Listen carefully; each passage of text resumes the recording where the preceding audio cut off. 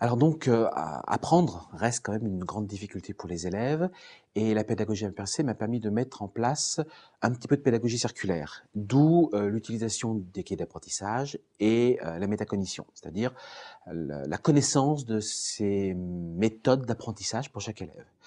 Donc en fait, le cours n'est plus linéaire, mais il est circulaire, c'est-à-dire que sur une séquence qui va durer 8 heures, les élèves vont potentiellement constamment revoir les choses, par la capsule vidéo, par les apprentissages, par les activités, par le temps d'apprentissage, puisque la pédagogie inversée m'a permis de donner aux élèves 1 heure d'apprentissage, où ils revoient leurs cours, ils font les quiz d'auto-évaluation, et puis ils complètent le cahier des apprentissages avec cette fois ce que j'ai appris.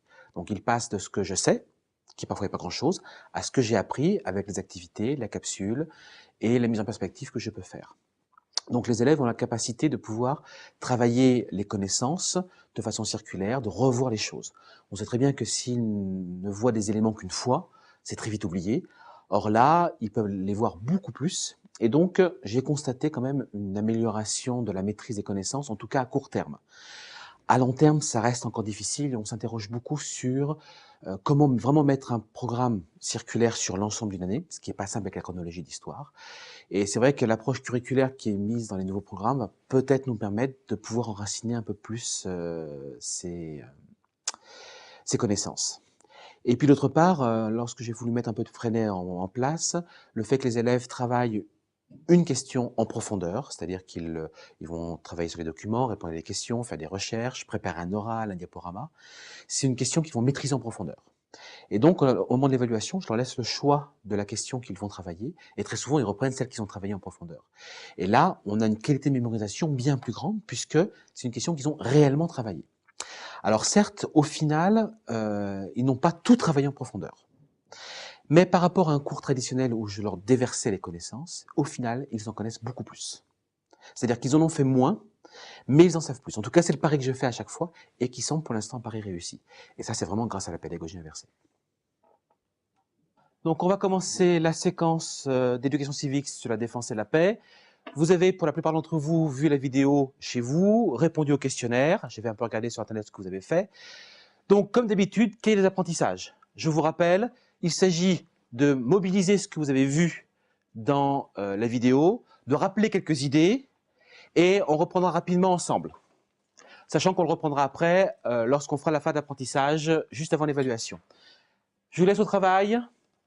Vous prenez vos affaires, le cahier d'apprentissage doit être fait, donc vous pouvez y aller. Je rappelle, c'est un travail solitaire où vous travaillez sur votre mémoire.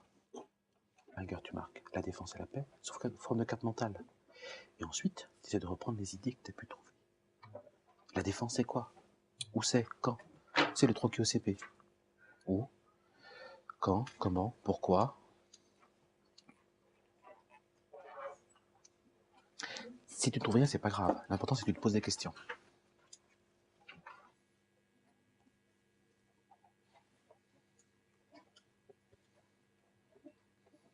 On va reprendre. Donc, vous avez marqué quelques éléments de la vidéo que vous avez vue chez vous.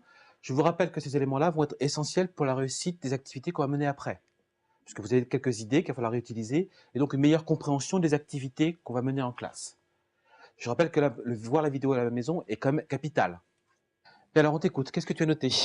L'ONU qui a pour but la défense, la paix et le développement économique et social. Donc, effectivement, on avait un thème sur l'ONU, tout à fait. Quoi d'autre? Ensuite, il y a la sécurité, il y a 15 membres, dont 5 permanents. Donc, le Conseil de sécurité. Bien, on se met au travail maintenant.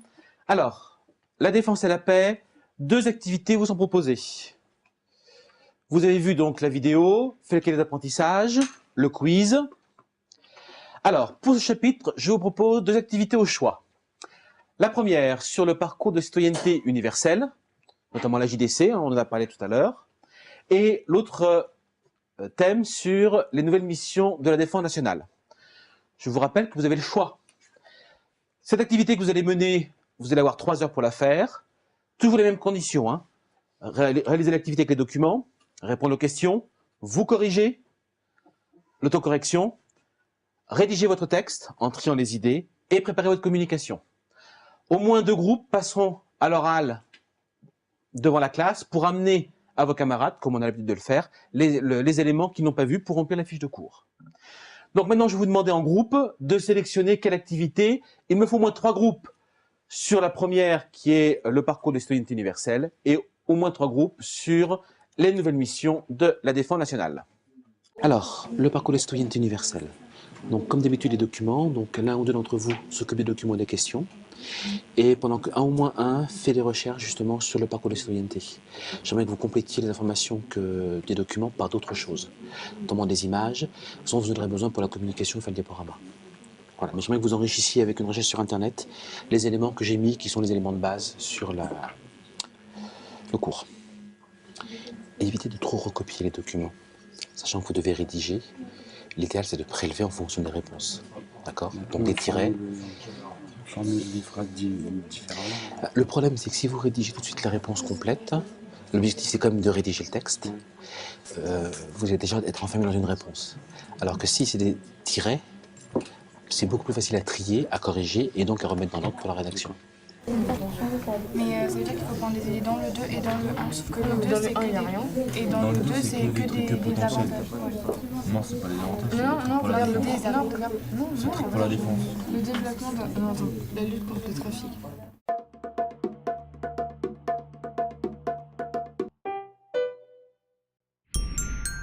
Alors, l'auto-apprentissage se définit dans un paradoxe, à savoir qu'il ne s'agit pas d'apprendre seul, il s'agit d'apprendre avec les autres en développant un projet d'apprentissage. La notion d'auto-apprentissage se situe d'une part entre un idéal d'autodidaxie, apprendre tout seul, par soi-même, et un idéal d'autonomie qui est un idéal de développement de soi à travers les savoirs et les connaissances. Lorsqu'on demande aux élèves d'être autonomes, de quoi s'agit-il? L'auto-apprentissage, au fond, concerne surtout les modalités autonomes d'apprentissage, c'est-à-dire la capacité, à travers les compétences, à travers l'initiative, à travers les projets, à pouvoir construire un projet de connaissance et à pouvoir le mener avec les moyens d'apprendre et les moyens de comprendre. Donc, auto-apprendre, c'est être capable de s'instruire d'assurer son propre développement, son propre projet, en adaptation avec un environnement dont on est en fait interdépendant. Assez paradoxalement, l'auto-apprentissage, c'est être capable d'être acteur dans un système d'interdépendance, les réseaux, les savoirs, les groupes sociaux, les données de connaissances. Donc il faut plus concevoir l'auto-apprentissage comme un processus d'intégration de l'individu à un collectif, culturel, de connaissances sociales, un processus d'interaction avec les autres, avec un système, avec les ressources d'un système d'information, un processus de régulation dans lequel lui-même il est capable de piloter, de faire des choix, de revenir réflexivement sur son action, que sur un îlotage dans lequel il se retrouverait isolé. Alors, ce principe d'auto-apprentissage, je disais paradoxal, parce qu'il met en scène automatiquement l'accompagnement. Il n'y a pas d'auto-apprentissage sans accompagnement, c'est-à-dire sans avoir la possibilité d'un étayage, d'une assurance par lequel les buts de l'apprentissage sont bien réels, partagés, dans lequel les moyens de l'apprentissage sont bien donnés et dans lequel, effectivement, l'individu, dans son continuum d'apprentissage, est assuré d'arriver et de comprendre ce qu'il peut comprendre et apprendre. Voilà, auto-apprentissage est donc à la fois un idéal, s'instruire par soi-même, c'est la formule donnée par Condorcet comme idéal de l'éducation, mais aussi être capable de, au sens de, je dirais, de capacité, de mise en capacité d'apprendre. Les MOOCs, dont on parle beaucoup, les espaces nouveaux d'initiative de connaissances, relèvent effectivement de ce schéma d'auto-apprentissage. Il s'agit effectivement de définir une zone de liberté dans laquelle l'individu va pouvoir analyser et trouver des éléments pour répondre à son besoin d'apprendre, mais aussi une zone organisée d'environnement numérique, de ressources, de données, d'appui, d'accompagnement qui lui permettent de réaliser son objectif. C'est dans cette tension que l'auto-apprentissage est plutôt un apprentissage de partage, est plutôt un apprentissage d'initiative qu'un apprentissage où la seule personne de l'individu est concernée. terminer, je rappellerai qu'actuellement, la notion d'auto-apprentissage, souvent connotée par le terme d'autonomie, relève d'un principe social que tout le monde souligne, qui est le principe d'individuation. Chaque individu doit être en quelque sorte le pôle ouvert ou le système ouvert de la connaissance. Chaque individu doit être en quelque sorte capable, à travers ses compétences, de pouvoir résoudre ces problèmes de connaissance dans un environnement informationnel. Voilà, c'est pour ça que je pense que le projet d'auto-apprentissage est un projet d'auto-formation.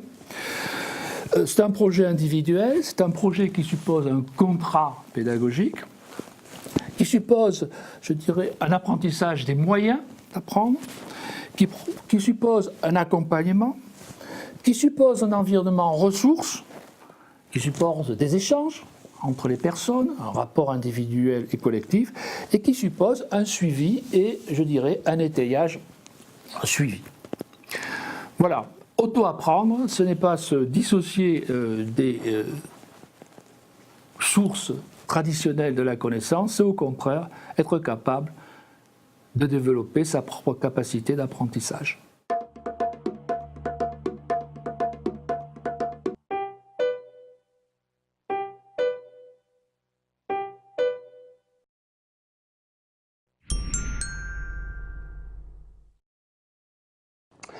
Alors, je ne vais pas vous donner des trucs et astuces et bouts de ficelle pour les classes inversées.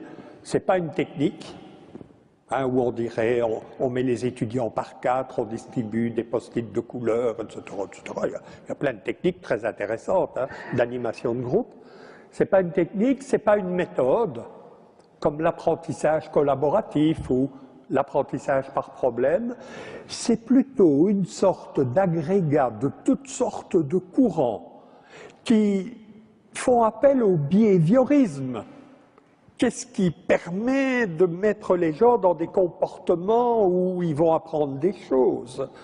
Au constructivisme. Je disais tantôt, je peux expliquer le constructivisme en un quart d'heure. Mais c'est vrai qu'en sciences de l'éducation, il leur faut 15 fois 2 semaines pour faire ça. Ben non, le constructivisme, ça veut dire je ne peux pas apprendre à ta place. Point. Ben oui. Ceux qui ne me comprennent pas, mais il n'y en a pas ici évidemment, ben c'est ceux qui confondent toujours enseigner et apprendre, la métaphore des particules élémentaires. Moi, je me dis toujours, j'enseigne, apprennent-ils? Évidemment, ça fait partie d'une évolution. Quand j'étais jeune prof, que je préparais mon cours, je ne vous dis pas, j'allais revoir mes notes de cours, des bouquins, j'essayais, etc. Ouais, il y a un moment, il faut se dire que la matière, on la connaît, les petits gars, parce que... Et maintenant, moi, quand je vais au cours, je me dis, qu'est-ce que je vais demander à mes étudiants de faire? Constructivisme, c'est on apprend toujours tout seul. Je ne peux pas apprendre à votre place.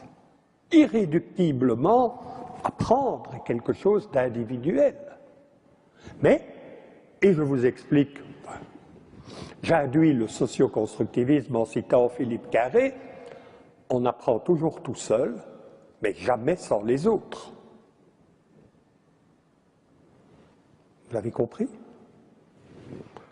Et donc les classes inversées, c'est quelque chose qui est à la rencontre de ces courants, de ces méthodes. Qu'est-ce qui différencie les classes inversées de l'apprentissage par problème? Je ne sais pas très bien, on peut faire de l'apprentissage par problème dans les classes inversées. Et donc peut-être que son intérêt, c'est qu'elle n'est pas normative.